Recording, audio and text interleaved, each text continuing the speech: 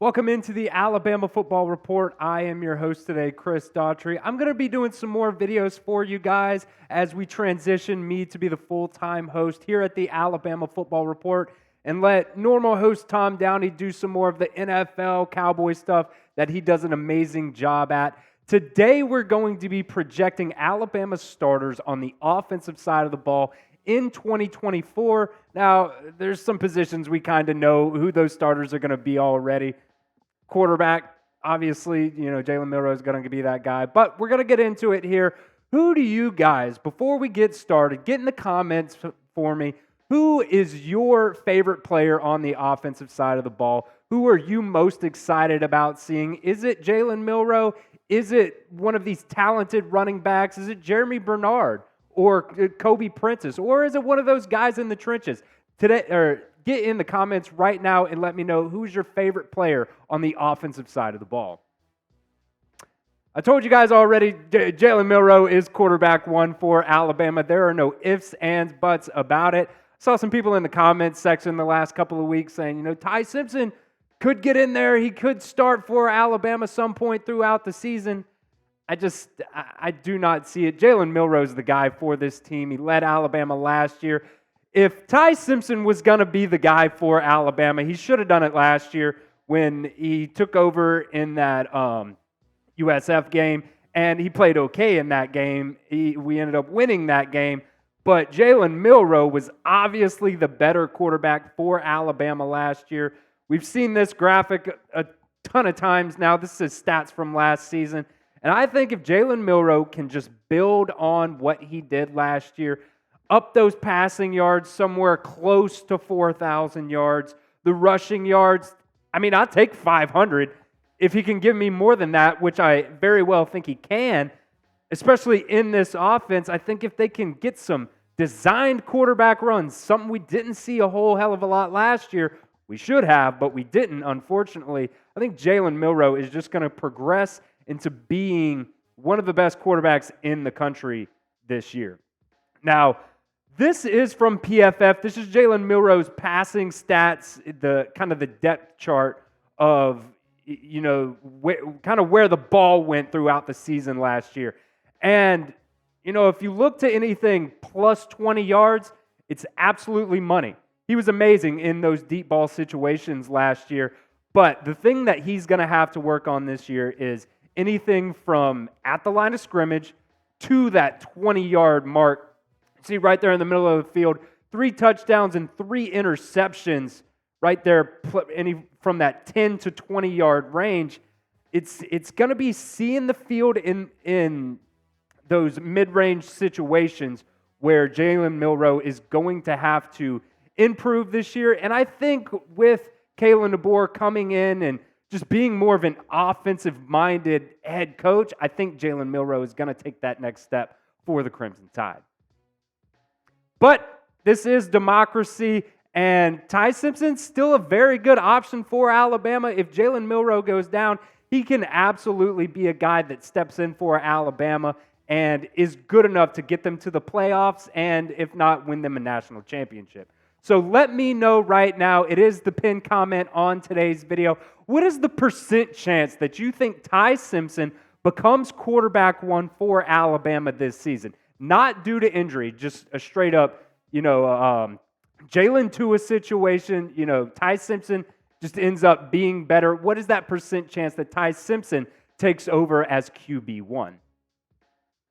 Number 2 on our list, the running back position. I think Jam Miller is actually going to go out there on the first series in that first game versus Western Kentucky. I think he's going to be running back 1A, if you will. I think this running back room is as good as we've seen in a couple of years.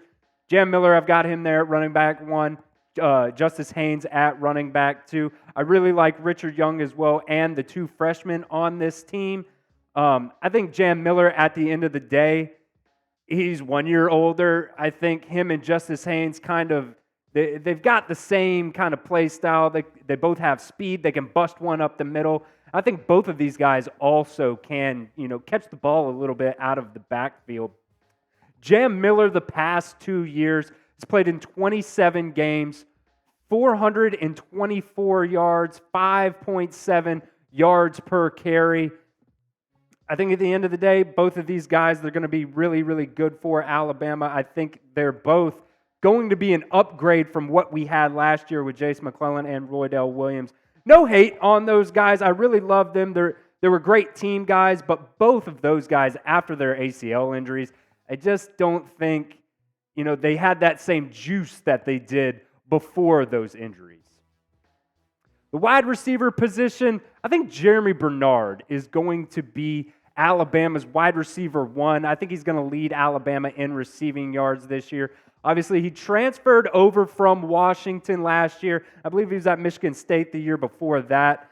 And in an offense where he was, wide receiver 3, wide receiver 4 for Washington, I mean, let's look at his numbers right here. Career receiving stats for this guy.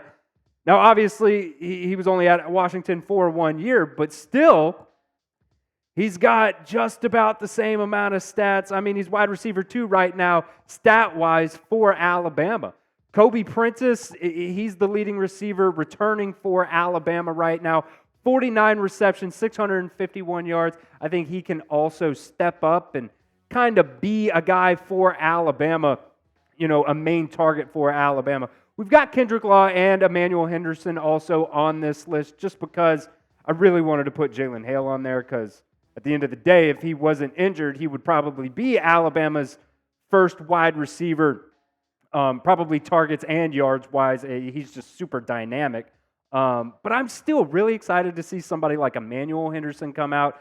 He's only got 1 career reception. He came in as a running back recruit and ended up making that transition over to the wide receiver group. And Kendrick Law as well. Man, I've said it before and I'll say it again. I think he is your stereotypical Deebo Samuel comp. I think he can line up in the backfield and do stuff for you. He can line up all over the field and be used in a bunch of different ways for Alabama. But I think Jeremy Bernard is going to be wide receiver 1 for Alabama this season. Let me know right now in the comments, guys, who do you think is going to be wide receiver 1 for Alabama?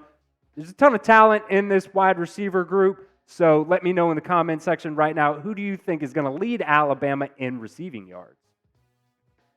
C.J. Dupree and Josh Cuevas at the tight end position.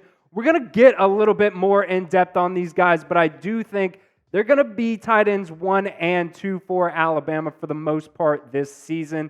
Josh Cuevas, he came over from Washington when Kalen DeBoer came over. I think both of these guys are going to be really good for Alabama. We're going to talk about them a little bit more in just a second, but make sure you guys go and check out Fanatics. We've got NFL jerseys for all of Alabama's NFL draft draftees. Got J.C. Latham here, Kool-Aid McKinstry as well. Make sure you guys go to chatsports.com/NFL jerseys. We've got them all. J.C. Latham, Tyrion Arnold for the Lions. Dallas Turner went to the Vikings as well. Kool-Aid McKinstry to the Saints. Jace McClellan, you can find his Falcons jersey as well on there. Might be a little bit tougher just because you got to go in there and you got to filter it and find some of those jerseys, but we will put that link in the comments and the description of today's video. Once again, that's chatsports.com/NFL jerseys. Jumping back over to the tight end room, I think C.J. Dupree is going to be a guy for Alabama in this tight end room that is probably going to lead them when it comes to receiving this season. I think, you've got C.J. Dupree, came over from Maryland, and he was a little bit more productive there in 2022. But, for Alabama last year with Tommy Rees, they just didn't use the tight ends the way I thought they would with Tommy Rees. I thought coming over from, Notre Dame, where they use the tight ends a lot, I thought they'd use the tight ends a lot here at Alabama, and they just really didn't. 11 receptions, 187 yards. Pretty good average for him there, but I think when it comes to the tight end room, C.J. Dupree and the new guy here, Josh Cuevas, coming over from Washington following Kalen DeBoer. He did a little bit for Washington last year, but what I really like to look at is that 2022 stat line at Cal Poly. I know it's lesser competition, but it gives me hope that, 58 receptions for a tight end in one season is pretty ridiculous and pretty remarkable. 678 yards in that 2022 campaign. I think if he can translate that to Alabama and get involved, I think he's a guy that has a lot of ball skills and can be productive for Alabama in the tight end room over maybe somebody like Danny Lewis or Robbie Oots as well. I like both of those guys, but for the most part, I think they'll both probably be more of those in-line blocking tight ends. Both of them definitely have the ability to go out and catch some passes for Alabama, catch some guys, or catch some teams not thinking about them slipping out, up the middle, up the seam for Alabama. But for the most part, I think your tight ends 1 and 2 when it comes to receiving yards is going to be C.J. Dupree and Josh Cuevas. Make sure you guys are subscribed right here to the Alabama Football Report. We've got a ton of off-season coverage for you guys. We've got official visits coming up. Hopefully some guys will commit. We had some commits the other day, 2 commits in the 2026 class. Hopefully we can still keep working in that 2025 class. But make sure you are subscribed right here at Roll Tide TV. The last one on our list is to the offensive line. I think Elijah Pritchett is probably going to be the guy for Alabama to start at right tackle. But there still are a lot of questions. This one is still probably, out of all the categories we have right here, probably the one that I just don't really have the confidence yet to know who is going to be the guy. I still have questions about Kalen Proctor. He left and then he came back to Alabama. He wasn't very good last year. Let's just call it what it is. I get it. He was a freshman, and he was probably playing heavier than he would like to. I think this year he's going to play a little bit less weight, and hopefully some of that athletic ability that we know he has can, kind of come out and shine for him and not get as beat as much. Got Elijah Pritchett over there at right tackle. I thought he looked good at the left tackle position in the spring game. So I think when it comes to Elijah Pritchett, he's going to be a tackle. Whether or not he's the left tackle or the right tackle, I don't necessarily know. This is how we got it right now with Caden Proctor winning that left tackle position. But if Elijah Pritchett plays better at left tackle than Caden Proctor, I would not doubt that Elijah Pritchett ends up starting at that left tackle position, and you also see somebody like Wilkin Formby or Miles McVay over on the right side. There's still a long way to go, and for the most part, I think this is how it's going to look for that first snap against Western Kentucky, but a lot of moving parts on that offensive line. The only 2 that we really, really know are Tyler Booker and Jaden Roberts. I'm about 90% sure Parker Brailsford's going to be that starting center for Alabama. But my prediction right now is Elijah Pritchett is going to be the starting right tackle for Alabama in 2024. And you know what? Just for funsies, we're going to look at, because NCAA 25 has released a lot of content in the last couple of days, this was their starting line for Alabama in the little snippet and screenshots that we got. Now, there is no number 79 on the roster, that whoever that is lining up at center. I think for the most part what it is the guys who came in as transfers they're probably going to be in the game for sure, but they're not yet, they didn't have them in the trailer. Now, they had Elijah Pritchett over there at left tackle, Tyler Booker at left guard, Jaden Roberts at right guard, and Miles McVay over there at right tackle. I don't necessarily think this is what it's going to look like. It definitely could, though, with Parker Brailsford in there at center.